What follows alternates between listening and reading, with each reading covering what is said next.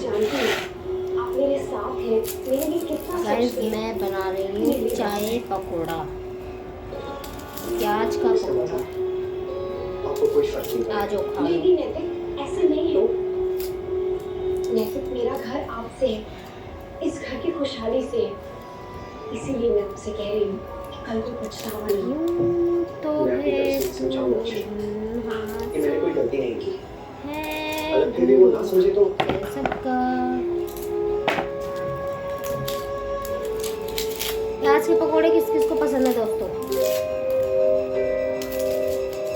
अरे मासी जी, आज मेरी मम्मी का पकौड़े खाने का मन आपको था। पहले बैठकर खाना मेरी पड़ेगा। मम्मी ने बुरा पकौड़े आपकी बनाए। तबीयत ठीक नहीं है ना?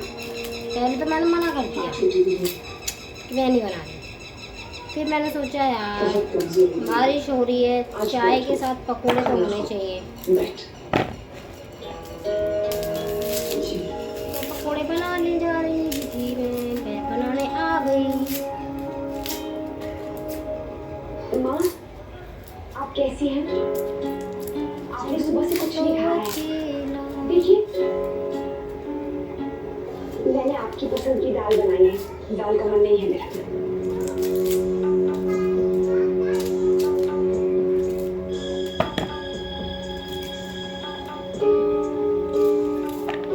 आज कुछ हल्का ही खाऊंगी। भैया, बेटा दही परोस दो। तेरी बिना नहीं लगता दिल।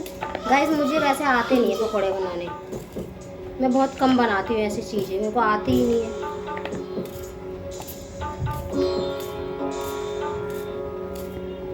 आप लोग मुझे बताएंगे कैसे बनते हैं पकौड़े प्याज के?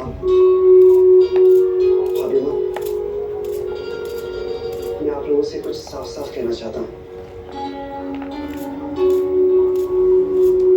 अक्षर और मेरे मन में नए हमारे बारे में इतना सोच रही है, इसीलिए एक बार भी मेरी तबीयत पूछने नहीं आई।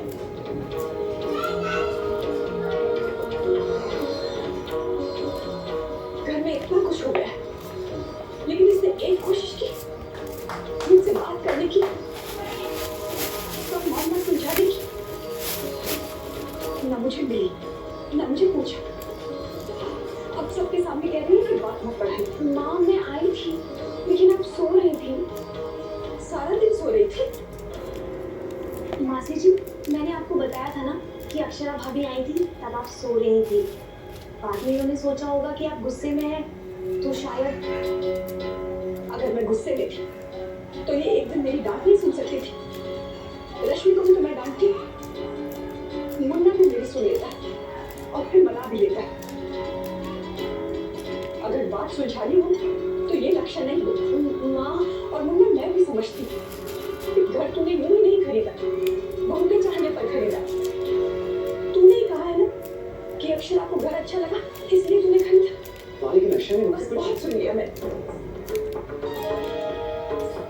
मुझे लगा मुझे बेकार का गुस्सा, तुम दोनों ने जो हरकत की है उसे मैं अनदेखा कर दूं।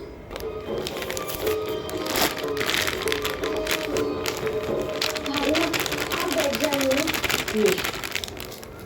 मुझे भूख नहीं है। राजधानी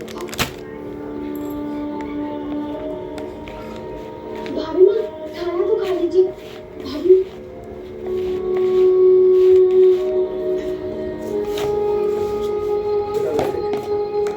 अपने बड़ों के सामने अपनी बात रखने का एक तरीका होता है, और फिर तुम तो अपनी माँ के दुख को देखते हो, फिर भी अपनी जिद पर आ गई हो।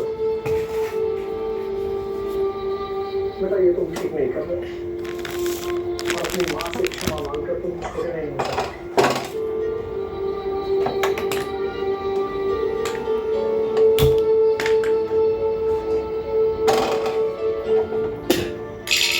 कोई मेरी बात नहीं समझ रहा।